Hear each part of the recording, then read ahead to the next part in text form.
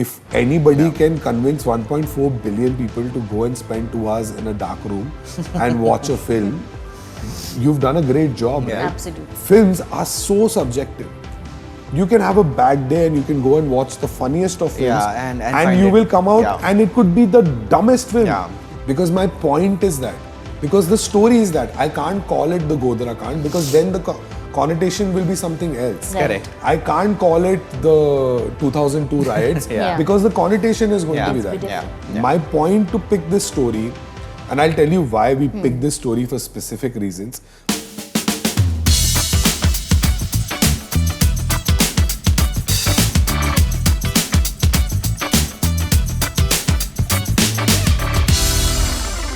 So welcome back to another episode of BBetter presents Products of Future. You know, for the love of cinema that we share, I mean, we are back to discussing that topic, discussing the art of storytelling, and we have a very special guest with us here today. All of you must have heard, unless you are living under a rock, you must have heard about the much hyped movie, The Sabarmati Report, that came out recently. We have the producer of The Sabarmati Report, Amul Mohan, with us. And another, we were just talking before the shoot start, that another hype that is being created, and you know, wherever we go, wherever we talk, we are talking about this upcoming movie, Baby John. And coincidentally, that's also you know, Amul is an associate producer for the Baby John. So welcome, Amul. Thanks a lot for taking out time, first of all. So Bhageshri, you want to start? So Amul, PM Modi watched the movie. So tell us, how was the response? How was it received? It was a surreal experience. Like, when you make a film, you don't get a chance to, you know, get that kind of a pat on the back so early on.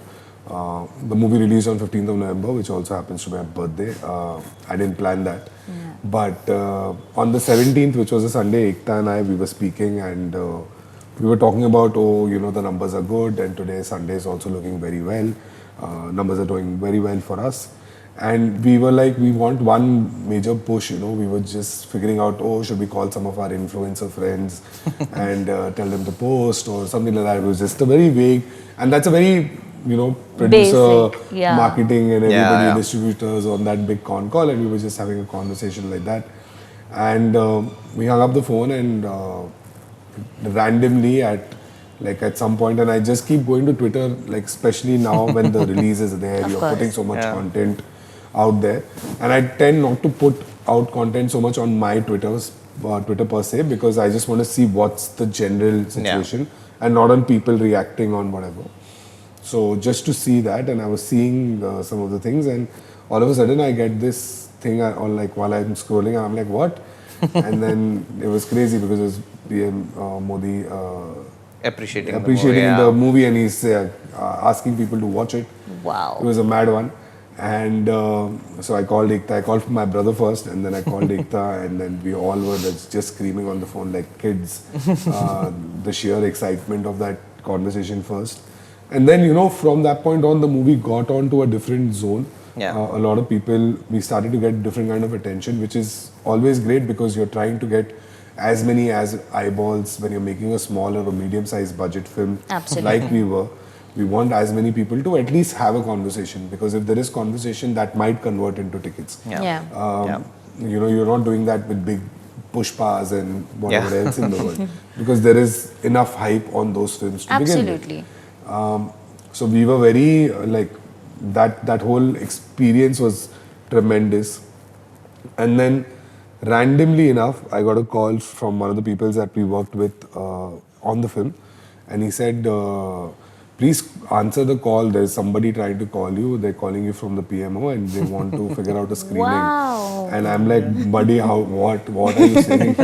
And so we did that, and I got on that call, and they said, sir wants to watch it. We will figure it out, and it'll be just in 3 days, 4 days time. And we were just like crazy, and because we were also all over the place at that time.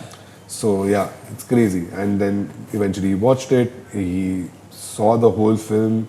He sat through it. Obviously there was no interval. Also the runtime is pretty good on that film. It's like just over 2 hours 5 minutes. 2 hours 10 minutes, yeah. So it's the actual runtime is 2 hours 4. But it's just over 2 hours. So it was good. And after that he came down. And so the itinerary you get, right? So you're doing everything via protocol at that time. Yeah. So we got an itinerary the day before basically. And it said like the meeting time with cast and crew only for 8 minutes for Yeah. PM Okay. Modi. So we were like, oh, we are 9 of us. Yeah. How will we distribute Yeah. this time? Yeah. We have to figure out like everybody's gonna get just under a minute. Yeah. So be quick and so on and so forth. Yeah. And then when he came and we took the picture, and then he actually ended up speaking or staying with us in that room for over 20 minutes. He was there for 22 minutes. And that was phenomenal because obviously he spoke about his experience, he spoke about the film, and it's a great adulation that you can, get such a early It's situation. the best, yeah. So I'm like, buddy, we have done this now. We have arrived. We were. And nobody else is like, there are movies in the past, they might, brilliant films in the past. Yeah. I don't think I'm comparing my movies to all the previous brilliant ones that have come out. But I'm just saying like for specifically a new production house, somebody who, stumbled upon this content and then we, made that into what it was. And it is a long and very drawn out process. It took us 2 years to make that film. Okay. From the initial concept to where it is right now, because you gotta keep reinventing, you gotta feed that film because that film deserved, as much as it was asking for us, to feed it. So every process was so tedious, and eventually when you get there, it's crazy. I just want to quickly add that, we all have heard that saying that, don't worry about the destination, figure Yeah. the journey is supposed to be. Enjoy the journey. Yeah. No, I genuinely want to say the journey can be good or can have ups and downs like everything in life. Right. But once we got to that pinnacle, once we got to that destination Yes. per se, in this case specifically, this destination no journey can ever predict. Like Absolutely. nobody will ever be able to replicate, which is what we really liked. Wow. It just actually, makes me, like, your answer just made me very, interested in the whole movie making process. Like, your love for movie making is very evident. But, you mentioned that it took 2 years, right? And I was just thinking about it that, this is a movie based on a historical event. So, I mean, with a topic like that, how do you draw the line? मतलब आप कहाँ पे वो decide करते हो that यहाँ creative freedom है, artistic freedom है, और यहाँ पे fact checking है, यहाँ पे factual correctness है. So, because it's a very difficult subject to deal with, and while making the movie, I'm sure you know that. So, how do you draw that line? So luckily for me and my younger brother Anshan, who's also the producer with me on Sabarmati, why we work so well together is because we genuinely like similar kind of films to watch. I am a true crime aficionado. I watch everything. I listen to a lot of podcasts, and I'm not even kidding. I just only consume true crime. That's like my thing. Yeah. I'm obsessively into true crime. True crime, yeah. And then true crime is one aspect, and so on and so forth. This story, when we got like a 6-pager of this at the very initial stage, and we figured out the research. We put research team on it and everything else.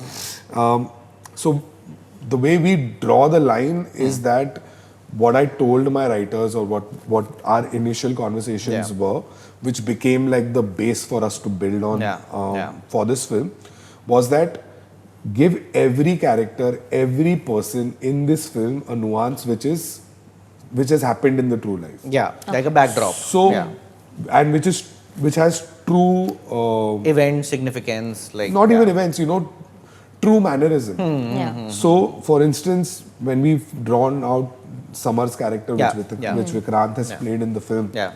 So we spoke extensively to reporters and Journalists, people who were coming into media, because media was also a new thing in early 2000s.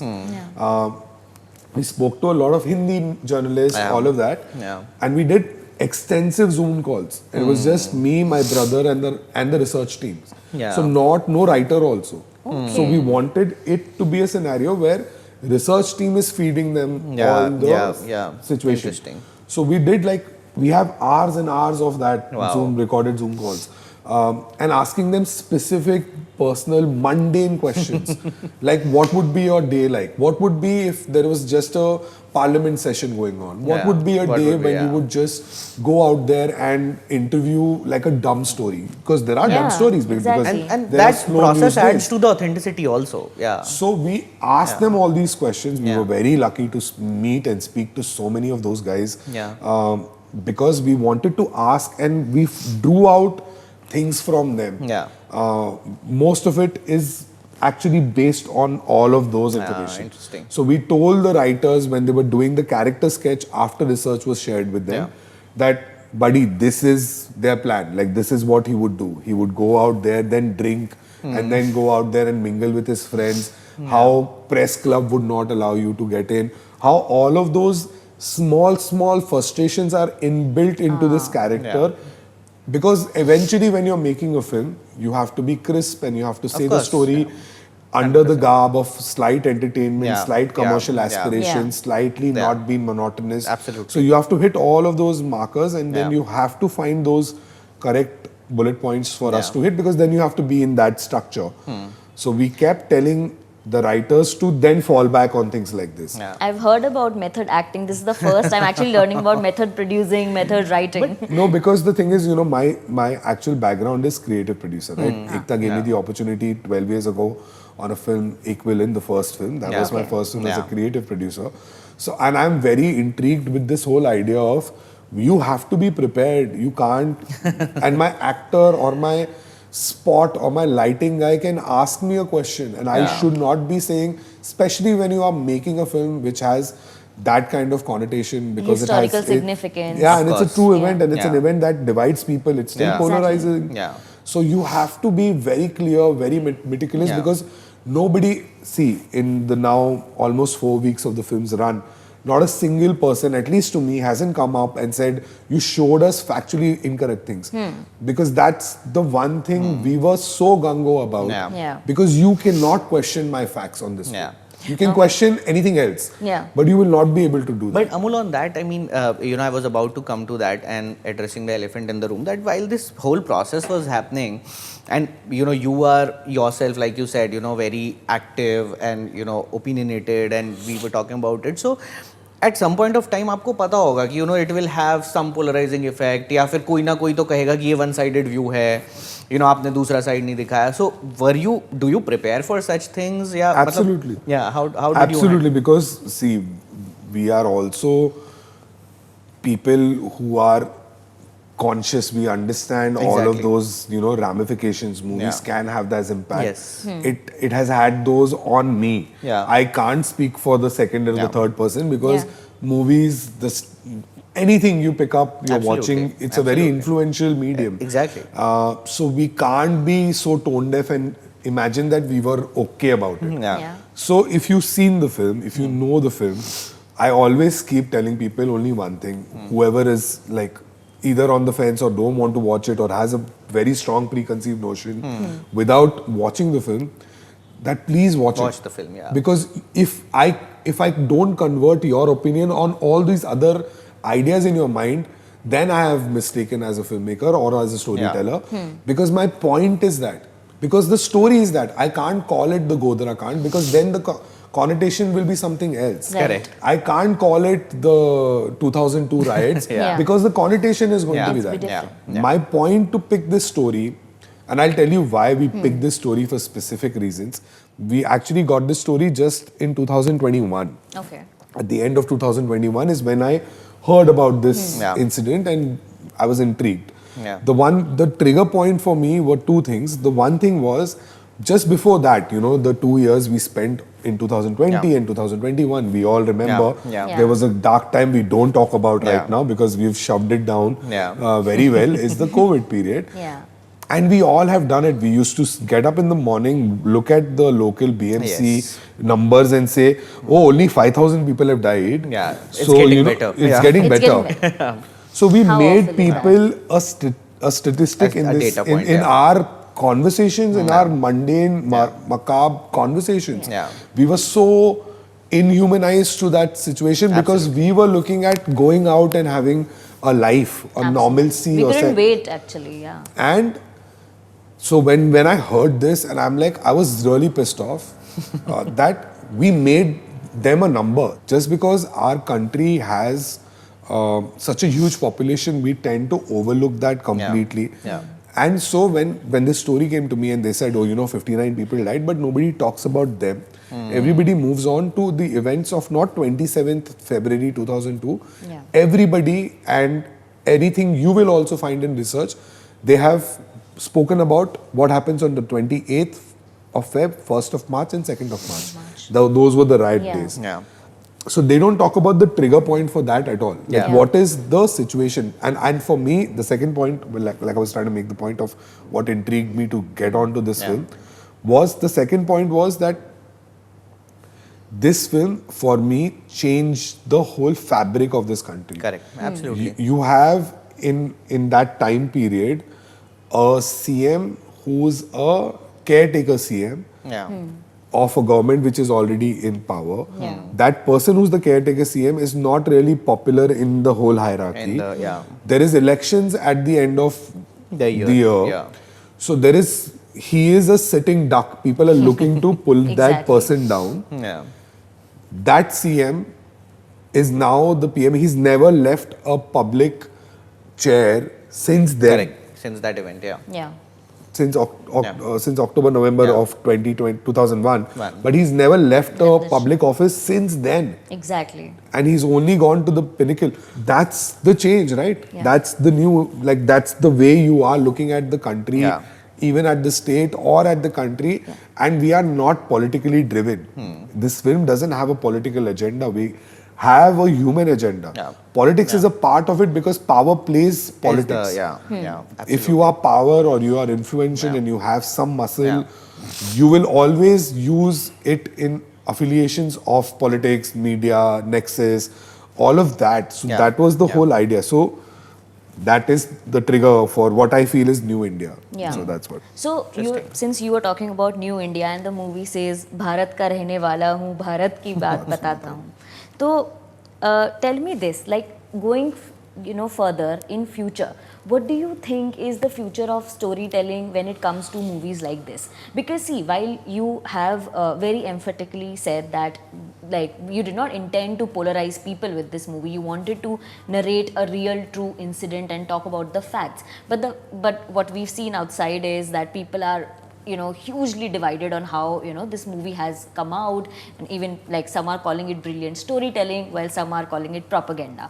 So in today's time, and considering the newer generation, Gen Z, Gen Alpha, what do you think will be the future of stories like this? I think the future of storytelling has always been if you can intrigue the person. If it's how you say the story. I can tell you the same story of एक था राजा एक थी रानी दोनों मर गए खत्म कहानी.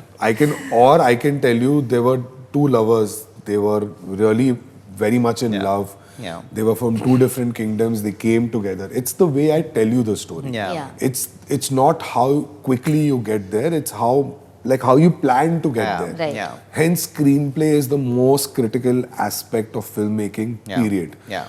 If you can, because there are only those many ways you can tell the story. You are only going to either make a revenge story, you're going to make a comedy film, you're going to make a horror film. Those genres are very limited. Yeah. That's why you see a lot of genre bending is happening nowadays because Horror comedy. People are trying to mix and match Yeah. that life a lot because that's what is the new X factor. Absolutely. Right. I also genuinely feel that the banter and the today vibe is, especially now, it's very much, we are into like the thick of the meme culture, you're into Reddits, you're finding your information from all of these different places, not from traditional media sources at all, or even on Instagram and so on and so forth. You're just Reddit and you're just sending memes, right? At the end of the day, that's all you're doing. You're seeing them and you're sending it to 4 other people who will laugh at the same joke, and then you send another meme to 4 other people because they will laugh at that joke, and you just create that and you're just doing that all day, or if you have time, which I don't. But I'll come to that meme thing because I want to put you on a spot on the page that you run. and I want to know No, more about it. I've not run that in a while in life. No, I wanted to bring that up because that was really cool. I thought, You know, that really blew up for me. It's in lockdown only because we had so much time in life. okay. So I got a video, which is what initiated that page. I got a video on some friends group or a family group. Some lady was just taking I don't know, a huge steel plate and she was banging it. Yeah. I And remember. go Corona go, she was doing it. And if you know me, if people know me, like who know me, I have a phrase that I use that I just say drugs, like, and I don't say it because I'm not promoting, Yeah. substance abuse. I'm not doing that. Please don't take it in that way.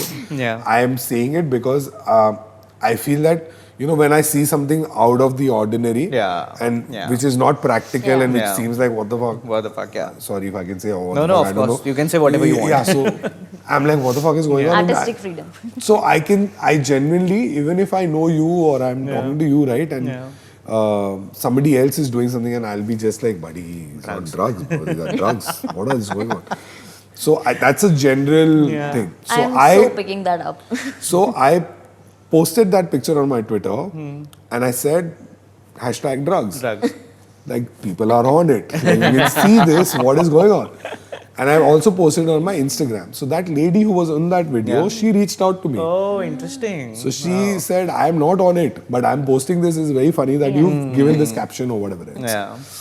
And from there, it just picked up. Like, so I kept doing that. Yeah. And then I put a lot of those things on my Twitter. But that was so, like, Gen Z pro and oriented. Like, I thought, मैं तो आपको बोलूँगा अपन साथ में चलाते हैं, revive करते हैं. So that Now- could be an alternate career No, choice for I you. can't. I know it's too much time.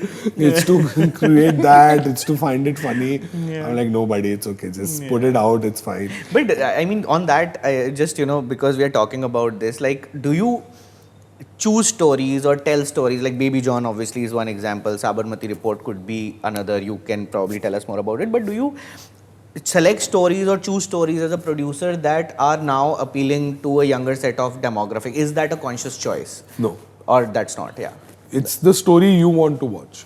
I feel my brother and I, our only idea is when we hear a story, if somebody is coming and narrating it to us or somebody is sharing a script with us and they want to collaborate in that sense, the first thing we do is we both read it or we hear it and we take 5 and we just go out or we speak together. And the first thing we ask each other is, if they make it the way it's written, will you watch it? And he'll say, yeah, I'll watch it if they change this thing. Yeah. And I'll say, okay, I'll also watch it. Those 3 things that you're saying we should change, but I'll also change this and this also. Yeah. So then he'll be like, हाँ ठीक है, मगर वो second चीज में ऐसे नहीं करना चाहिए. So we discuss it very nonchalant way, and then once we are on the same page, and then we approach the person again and tell them. So at any point, is the social impact that this story is gonna create, like, that's... Will you watch it? Entertainment. If you see, my brother and I are movie-going people. We spend 500 rupees on the first weekend to watch a film. We don't care what's the review, what's not. We don't care if I see a trailer and I think this is something I want to spend 500 rupees on. They have my 500. We are those people as well. But Amul, tell me, like, isn't this contradictory to the whole debate that, सब कह रहे हैं कि the reason cinema or the theatre, went down post-COVID, वो business impact हुआ because stories were not being told for the younger audience. They were not interested. So it was not relatable. Like, you are saying that you don't think about that as well. So see, everybody has their own way of, navigating through whatever they want to say, right? Yeah. I can't speak for what, because obviously what Dharma or a YRF or a, all these other brands can do, we can't flex Of those course. muscles. We We can only get behind things that we feel we'll be able to not only execute. Let me execute the biggest of the films. Correct. Because I have done that. I'm just saying, whatever we want to watch, we can cut a trailer on it, we can watch it. Yes, buddy, we can watch it. Let's make it. Let's collaborate now. And also, so many times, you give your feedback to the writers, directors. So many times they take my feedback, and I've seen that in so many of the movies that we were approached with earlier on, before Sabarmati. and they take my feedback and then we don't do it. So, and I'm not asking them for money or credit or whatever. Yeah. It's okay. Yeah. Maybe in the future they would want to work with us. So then we will also figure out a similar path. No, I won't, but yeah. So Amul, but I'd like to dig a little deeper into this whole social impact wala conversation. So see, like when you're watching movies like this, and especially like, you know, today we see that people do get triggered, okay? And that's why the whole cancel culture also exists. So now, when you are making a movie like this, I'm sure it must be emotionally triggering for a lot of people, and especially people, you know, who were a part or who were impacted by this incident. Now, do you take moral responsibility for that emotional impact? Do you think about it? We obviously do that. Like I was answering one of the earlier questions, that I genuinely feel that we have to have some, you know, sense of conscious. We can't just be so tone deaf and try to figure out that what we are making is the gospel, right? Yeah. We can't be doing that. We have to, and hence, like I come back to the original point I was making. With this film, we wanted to make sure that everything is research and factual. If we were just doing it for effect, we could have done a lot more in that film. Yeah. We could have gone unhinged and people would have not batted an eyelid. I would have gone more unhinged, made more money, but that would not be good on my conscience. Yeah. We made sure my set is standing. We revisited the scene a night before, making sure that it is again cross-checked factually. The train scene when they go to the ground zero of the train after second half begins. The set was standing. I put that whole set up. We made that entire 2 bogies in 3 different variations in solid steel, and we put that there. Yeah. We didn't want to cut corners and give you like a cardboard cutout of that. We made that physical set and it was standing. We took a day extra to figure out everything is factually correct. Yeah. We did a whole nother last minute round also. Because sometimes what happens when you're writing and it makes sense, oh, it's genuinely making sense, let's go that route. No, we can't, buddy. Yeah. It has to be factually correct. If you don't hit those markers, so I understand people might get triggered, but my whole point is, if you don't watch what is triggering you, if you feel that you're just triggered with the idea that somebody else is making that story and you have such a strong preconceived notion that you're not going to give it the time of the day to watch it and still run a campaign against it, pulling it down, that's not correct. Because then I can't have an argument with you. Absolutely. Because then I can't tell you that, you know, if you see the film and you come across and you tell me, Amul, that I didn't really like these 2 points that you rose in this film because they were really contradictory to what you are trying to say right now. It's hypocritical. I can have that conversation. I can tell you what the point was. Yeah. Maybe it's not, maybe you didn't catch it. Maybe I'll take you and watch the same scene again in my edit room again. Yeah. And tell you, this is what you missed. This nuance is what you missed. And that's as simple as that. But I can't have that conversation with anyone who's just saying, I'm not going to watch it. It looks like a propaganda film. Yeah. Great, buddy. Then don't say it. Yeah. So, Come watch it and give me a reason why are you calling it a propaganda film. And then I will give you a reason why it's not. So, but Amul, like, you know, see, the movie is still in theaters, okay? And you know how social media is proactive today. So, while you are prepared to give answers to people, a lot of people are actually, like, you know, while they're watching it and they're going to comment on it virtually, they're already doing it, but it's just going to get more and more. One, are you prepared for, you know, that kind of criticism coming, you know, your way? Absolutely.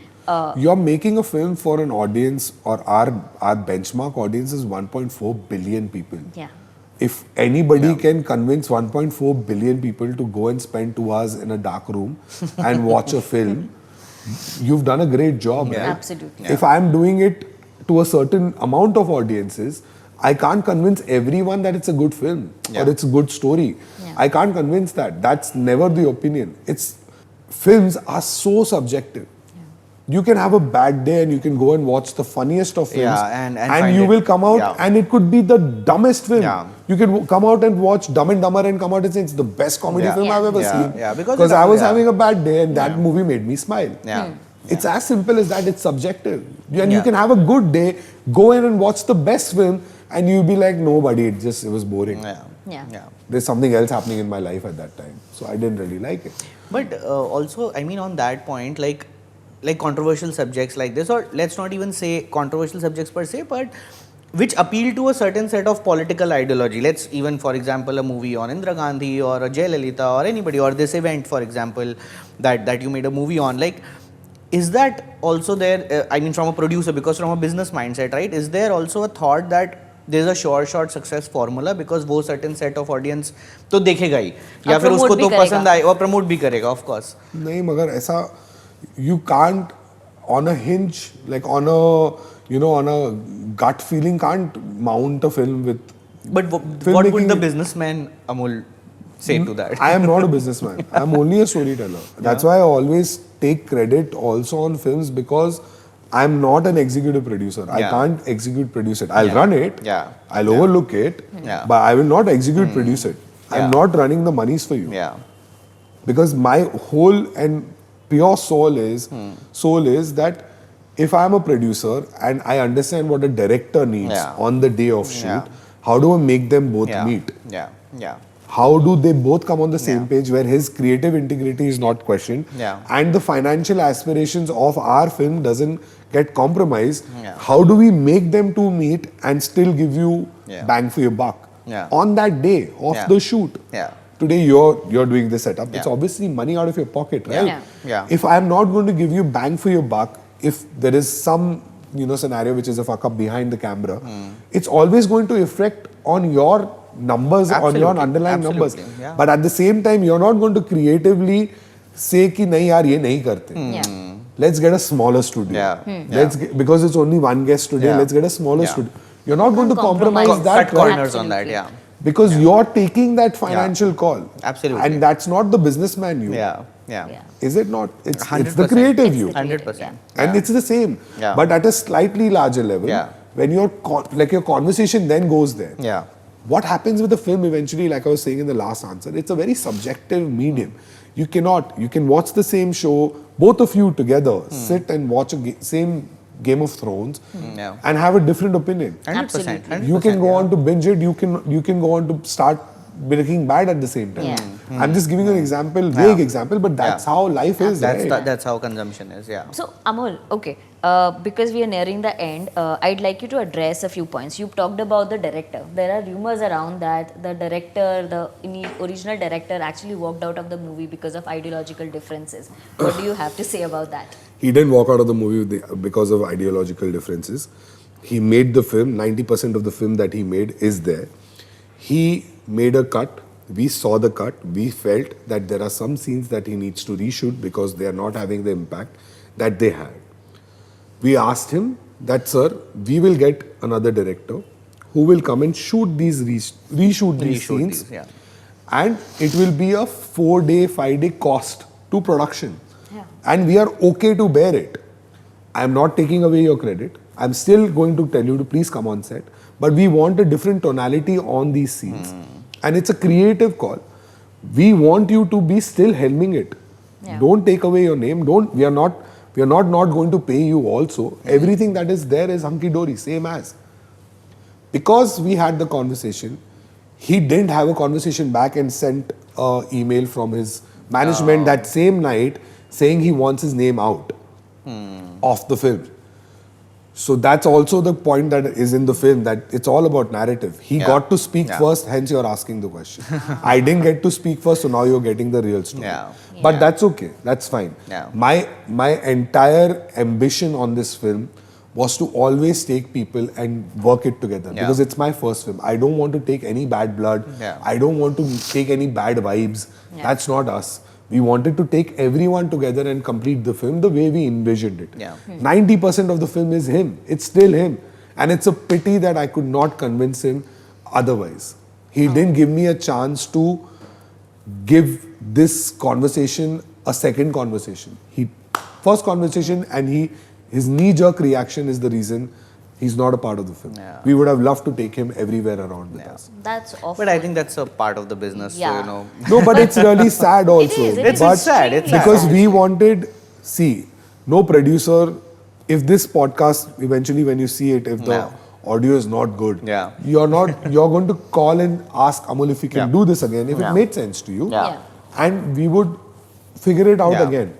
Yeah. But that's a financial call you're taking, you know. Of That course. let's go reshoot again. Yeah. We have to fly back to Bombay. We have to hire सब the कुछ studio करते हैं again. वापस, yeah. It'll be a re thing. And it's effort on everyone's behalf. But you are taking that call. That's a financial call on your part. Yeah. And you're okay to do it. Yeah. Maybe change the sound guy the next time. Yeah. Yeah. But Yeah. I'm not saying it for you, sir. It's just an example. Sir ने plug in कर दिया वो. नहीं, I'm just giving you an example. पर अगर आप वो call ले रहे हो तो that's a producer's call, right? Yeah. You're still ready to spend money because you know that what's correct for the film. Yeah. Yeah. And we didn't shoot any of the major scenes in the film. None of them are reshot. None of them are reshot. Every single scene. The Sonia Gandhi scene is shot by the director. Yeah. The Ground Zero is shot by the original director. The climax is shot by the original director. The reconstruction is shot by the original director. None of those scenes are shot after that. Yeah. Only inside the scenes have been changed. And none of these scenes are touched anyways. I'm giving you an example of other scenes which are actually retouched are the scenes inside the lodge room. Those are the ones which are reshot. Yeah. Because we were lacking impact, because we were coming across monotonous. Because eventually when you're in one room and two characters, you need to have some fire, right? Absolutely. Yeah. So that phone call that they have with Manika, Yeah. you've seen the film, Yeah. that's the one which is reshot. I'll show you the original. Yeah. It doesn't have this impact. Impact, yeah. It doesn't have the And, this. and, that, and it that's doesn't have fair. the That that's a needed fair to be call, there. yeah. That was a very crucial point. Yeah. Yeah. I'm telling you that. So that's a creative call we are seeing on edit. Yeah. And nobody does that today. Yeah. That's true. That's true. So, I mean, before we move towards the end, and you know, I'll talk a little bit more about controversies and Gen Z's reaction to it. But before that, we have a BBetter moment. So, BBetter, the guys have been very kind to, you know, sort of put their support behind the podcast. And you know, this is about.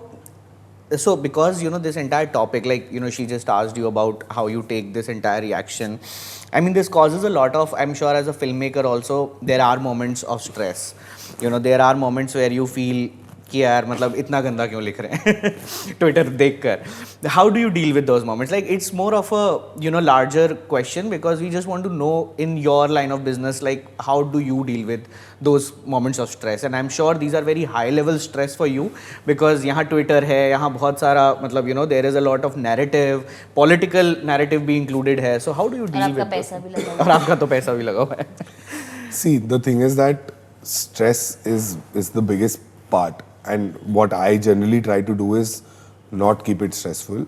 My whole idea is that everybody who's on the set and then eventually in post-production for us are always smiling, and I do that personally. I go out of my way to make sure from my spot to the light to the actor and the director at every level is happy and is content, because everybody is going to have their own personal problems. If they come on and they bring it on set on that particular day, that's money gone from my pocket and not getting it returned, right?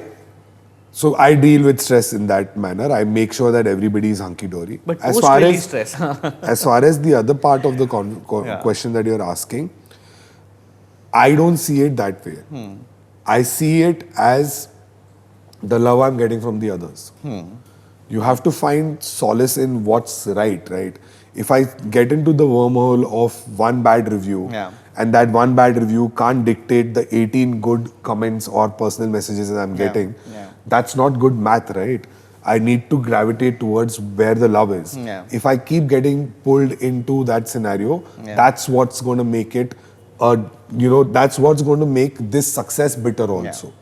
I don't want to have a bitter thought about that. It's okay. But do you take cognizance? Like, do you read? Do you respond? Absolutely. Every single one. I tell my PR teams to send me everything bifurcated of the day. I get that as a PDF and I go through that meticulously and religiously. Because you got to see, because in those things also there are points which they are making which are very valid. And then there are points of people, that's what I was trying to say. There are points of people who've not seen the film, and I know that from their way they're writing, and that's also okay, because it's internet. It's internet. It's keyboard and it's free. And one cellular company decided to make it free, and it's crazy for everyone. It's just now everybody thinks that they are journalists, they are influencers, and it's crazy. I have been a journalist. I know this world. I can't deny that. So I can't be so tone deaf and say, "Arey nahi, ye to aisa nahi hota." You have to have an overall idea of that. But as far as it being stressful, I don't let the stress come that way. Because I genuinely only gravitate towards what's good. If you always gravitate towards what's good, even in the darkest of times, that's what's going to pull you over. If you always are going to get muddled into this, it's, that's the thing of the devil. It's going to keep attracting you.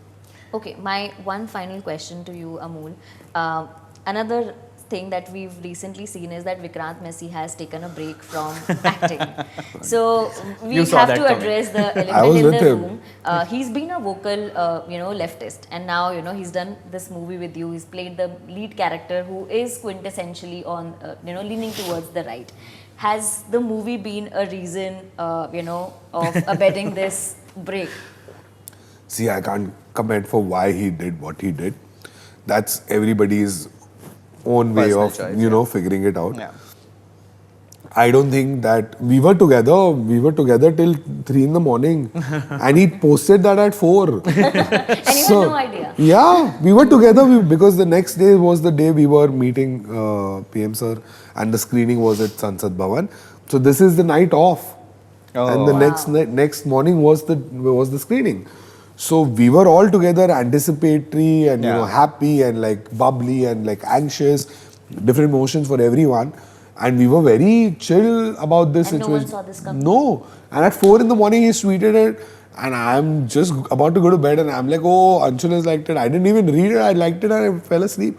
The next morning I'm getting a call. People are saying, buddy, what's going on? But again, that's his personal choice. I can't comment for that. What I can only comment for is he's a tremendous artist. I think everybody gets burnt out because he's also doing a lot of work. We don't realize it because this year alone he's had 2 OTT releases. 2 movies. And 2 or 3 OTT releases and a big Sabarmati. So in 12 months, he's done a lot of work and so on and so forth, and which is great for him. I feel that he should be in everything because he's that good. But I think it's a burnout situation. He's a new father. All of that is also playing a part. I really don't think it's anything else. I just feel that sometimes people just need to take a step back to come back stronger, and I hope he does not take a step back because I feel he's peaking right now, and you never quit when you're on top, and he should not either. I don't think he's quitting regardless. I don't think he's doing that at all. He's still shooting. He's shooting right now for something right now, and I know he's starting 2 other films before the end of the year, and the end of the year is almost here. So he's a phenomenal talent, a great guy, and I wish him nothing but the best. And the first time Anshul narrated him the idea, only Anshul went and narrated the idea to Vikrant. Vikrant turned around and he knew about it because he was shooting for some shows in Gujarat at that time. So he knew about the incident, he knew about the history. So that is what was intriguing for him. So that is what got on to the film. He's not playing a right guy in this film. He's not politically driven towards the right. He's a right guy. He's taking the right path guy. He's not taking the right path guy. Or he's not coming across as that. Glad you clarified that. So I don't think so that's the case. But I am very happy that he came on board and we could do and we can go out there and do this. Okay, and when can we expect the Sabarmati Report on OTT? Sometime in January, mid-January, because it's a 8-week window which we have, and Z5 is where it will be playing right now. That was actually my last question to you before we let you go. OTT obviously has expanded the shelf life of movies and opened it up for new audience. So again, going back to my point of younger generation, do you feel that topics like these, which probably a historical event which a lot of younger generation would not even know about, does it help in creating that sort of awareness, or does it help to sort of expand the demographics of your movie, which might have originally just been, say, 30 plus, 35 plus? Does it help in any way to expand that reach? No, I think as many as people can see the film, that's always been the case, right? Yeah. So if I get to show it to more people will get it. It's I think about volume. Because the idea is that we are dealing with a very sensitive Sensitive topic, subject, and it's not going to be easy for people to, fathom or figure out and, to research. And we've spent a lot of time on research on this one. So if you watch it and more people watch it, the better it is. And it's not only for this. Any other film I make, I want more people to watch it. That's the whole idea of the game. Because we have volume, we should express volume. Yeah, absolutely. Absolutely. That's brilliant. Thank you so much, Amul, Thank you for so taking much. time. And finally, Yeah, we have our friends from Sadev have sent a small like, a little gesture something for you. You'd like to give this to you, click a picture together. Yes, for sure.